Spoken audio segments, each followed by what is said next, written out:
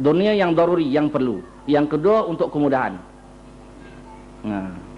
Kita nak memudah basuh sikit, memudah masak sikit, memudah untuk kita mengendalikan urusan hidup kita, keluarga kita, jihad kita, perjuangan kita, memerlukan keadaan. Ini dibenarkan. Lebih daripada itu dia anggap membazir. Kalau yang haram ni, walau sikit sekalipun, dah tetap haram. Kalau banyak, lebih-lebih lagi. Sebab itu kan sistem ini kalau kita terima dengan baiknya dan boleh berjalan di tengah masyarakat Islam, masyarakat Islam akan kaya. Masyarakat Islam banyak harta. Walaupun individu Islam itu miskin, tetapi masyarakatnya kaya. Tetapi kalau kita hidup macam kapitalis, individu kaya tapi masyarakatnya merempat. Masyarakatnya miskin dan papua, seperti mana yang berlaku di dunia Islam hari ini. Ini di Malaysia kurang. Kalau kita tengok di Bangladesh, di Pakistan, di Indonesia, ya, di Filipina dan sebagainya, Masya Allah, masyarakatnya merempat. Tapi mungkin kena beberapa orang individu yang kaya, senang. Pasal sistem masyarakat Islam itu tidak berjalan. Jadi yang nak katakan anggan dengan dunia itu nak kita faham betul-betul. Bukan arti tolak, bukan arti tak ambil. Kita ambil sebanyak-banyaknya pun tak apa, asalkan halal. Tapi dalam penggunaannya, kena kita lakukan yang pertama, yang kedua. Dunia yang tidak boleh tidak, yang daruri, yang kedua, yang untuk memberi kemudahan hidup kita, untuk memberi kemudahan kepada perjuangan kita, ini dibenarkan. Yang ketiga ni, kalau dah bermewah-mewah, dia tak dibenarkan. Sebab ini sudah jatuh haram. Yang keempat, ini lebih-lebih lagi, benda-benda yang sudah jatuh haram. Benda itu memang sendiri haram. Seperti kita letak patung di rumah kita, ini benda haram. Cawan-cawan emas ni yang kita, walaupun tak pakai, kita pamerkan, itu dah tak boleh. Itu misalnya.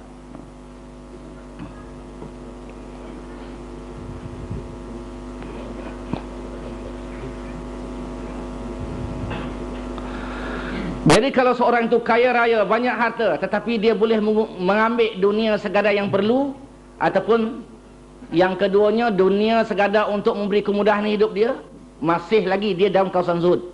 Yang ni katakan dia itu tak zuhud. Kadang-kadang dalam zaman sekarang ni pun, kadang-kadang kita pun susah juga. Kita tengok orang tu miskin, apa merempat, zuhud orang tu. Itu bukan zuhud, merempat. Dia nak dunia, dunia tak nak dengan dia. Dia ingin dunia, dunia tak nak. Ya, dia cinta dunia, dunia tak cinta dengan dia. Kalaulah kaya barangkali, hebatlah. Cuma tak dapat je. Itu miskin papa namanya, bukan zuhud. Zuhud itu dia ambil sekadar yang perlu saja. Sekadar untuk memberi kemudahan hidup walaupun banyak. Jadi jangan anggap bila orang yang kaya raya tu dia anggap tak zuhud, tak. Tak mesti. Tak mesti tak zuhud, boleh jadi dia zuhud. Jangan anggap orang yang merempat macam kita ni dia anggap zuhud, tak. Cuma kita ni tak ada harta je. Tak pandai cari harta ataupun malas nak cari harta. Ya. Jadi orang anggap kita zuhud, tak, belum. Soal zuhud ini soal hati sebenarnya, hati. Soal hati. Zuhud ini soal hati. Kalaulah dianggap banyak harta tidak zuhud, Sayyidina Abraham tak zuhud lah. Sayyidina Abu Bakar tak zuhud lah, dia orang kaya. Sayyidina Osman tak zuhud lah. Sayyidina Umar Ibn Khattab tak zuhud lah. Lebih-lebih Rasulullah tak zuhud. Kenapa? Rasulullah pernah menjadi seorang kaya raya. Kenapa? Isteri yang pertama dia saudara besar.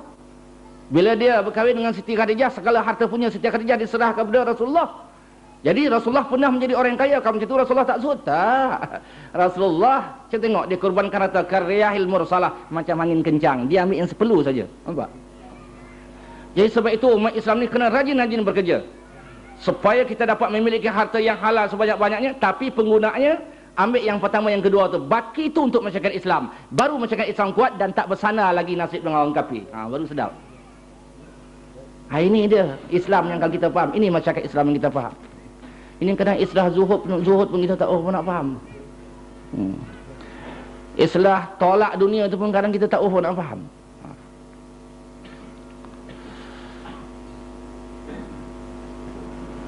Jadi tidak sempurna seorang hamba itu mentaati Allah, bagaimana kuat sekalipun dalam ibadah, kecuali dia tolak dunia. Maknanya dunia itu sekadar yang perlu saya diambil.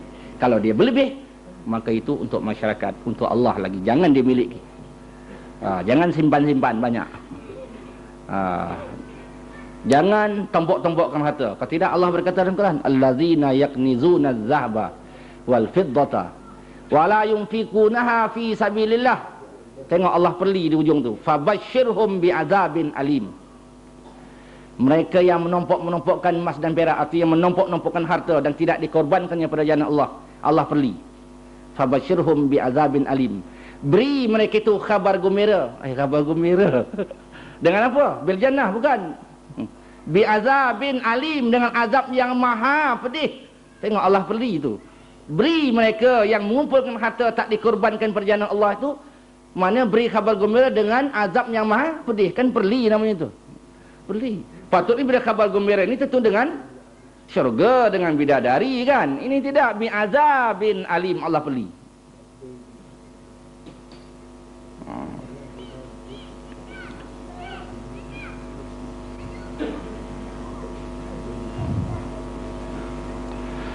Jadi kalaulah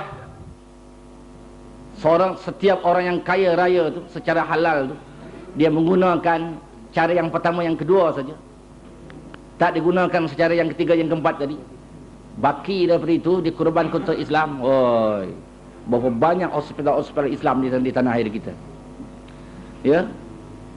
Berapa banyak faktori-faktori Islam di tanah air kita, berapa banyak badan kebajikan Islam di tanah air kita, berapa banyak rumah-rumah tumpang anak yatim dan janda-janda dan sebagainya, orang yang susah melarat, yang dimiliki oleh masyarakat Islam, yang masyarakat Islam dapat menumpang. Tapi mana ada? Muncullah kerajaan buat hospital. Kata kerajaan tak buat hospital, tak ada hospital kita. Padahal hospital tu perlu kifayah. Perlu kifayah.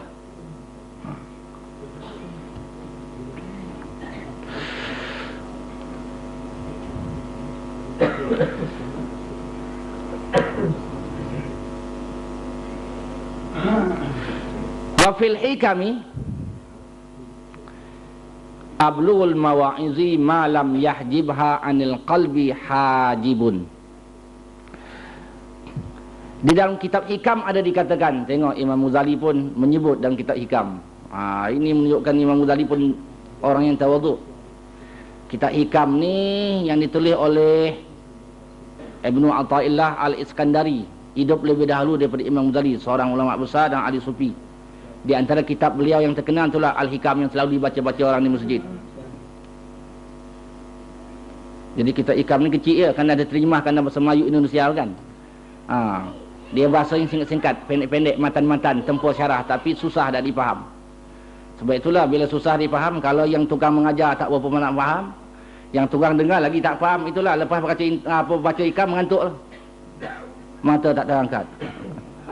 Makin baca hikam makin tak berjuang, makin baca hikam makin tak ada aktif, makin baca hikam makin bakhil, makin baca hikam makin tak bermasyarakat.